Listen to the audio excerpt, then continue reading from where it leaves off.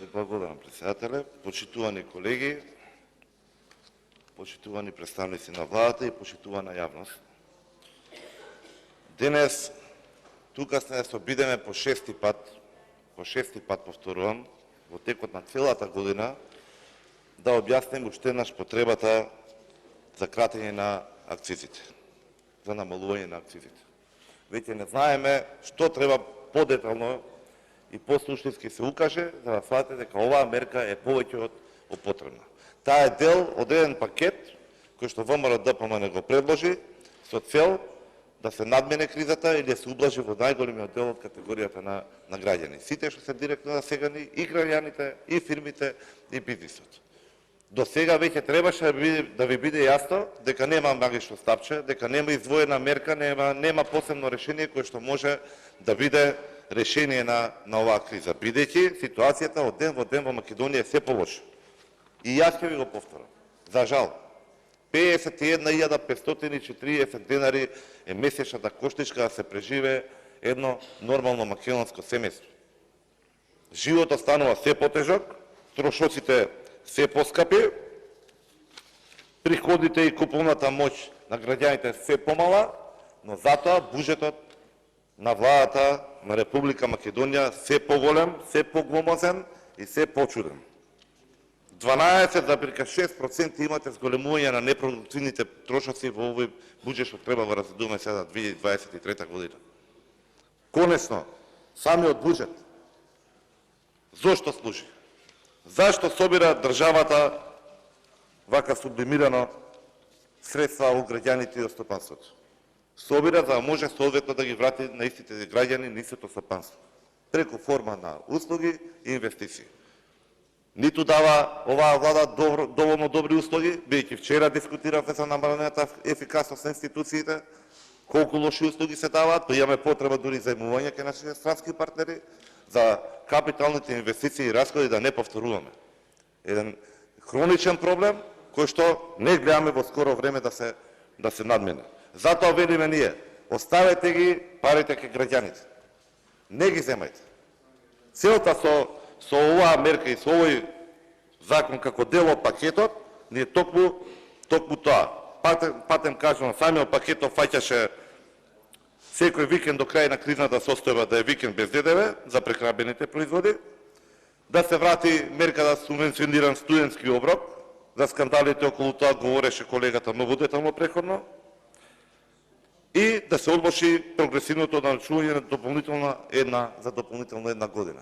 Се разбира, и овој предлог закон за кој што сега говориме, со кој што се предлага 50% намалување на акцизите за бензинот и дизелот, како и 100% намалување на акцизите на течниот природен газ. Граѓаните и стопанството за секој натрошен литар гориво плаќаат енормно високи цени. И тоа сте вие, сите сведоци, секојдневно. Ги плаќате и вие истите. И тие што не слушаат по залемалите екрани. Во моментов, 1 литар дизел 99 денари. 1 литар бензин 98, 92,5 денари. Доека пак 1 литар бензин 95, 90,5 денари.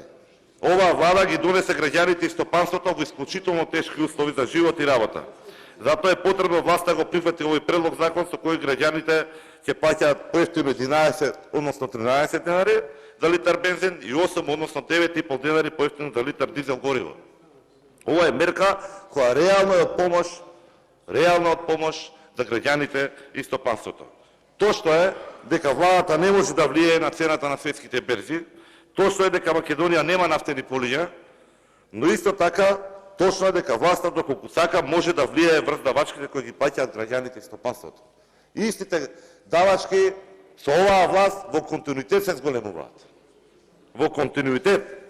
Некаде 14 денари се поскапи од моментот кога дојде оваа власт да раководи со државата. Зошто се прави тоа? За да можеме да го полниме буџетот. А на сметка на тоа, животот се потежок. Работата и водењето бизнис речи си невозможен. Проверете колку е сега билетот за автобуски превоз. Прашајте се како тоа се рефлектира врз животот и врз работата на фирмите.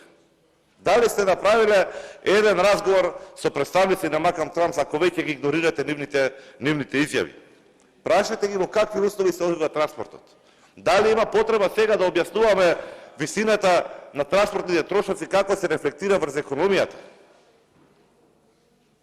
Очигледно за оваа власт нема потреба, бидејќи она смета дека со 750 денари на пензионерите ќе ги реши сите проблеми. Нема ги решите, ги продлабочувате.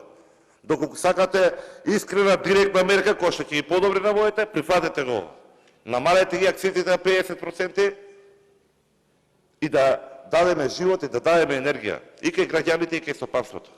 Тоа е реална мерка која што може да се направи. Тоа што е владата ги има оние групи на варијабилно ослободување од данок, ако видите, она што нема ослободување е најголемата група.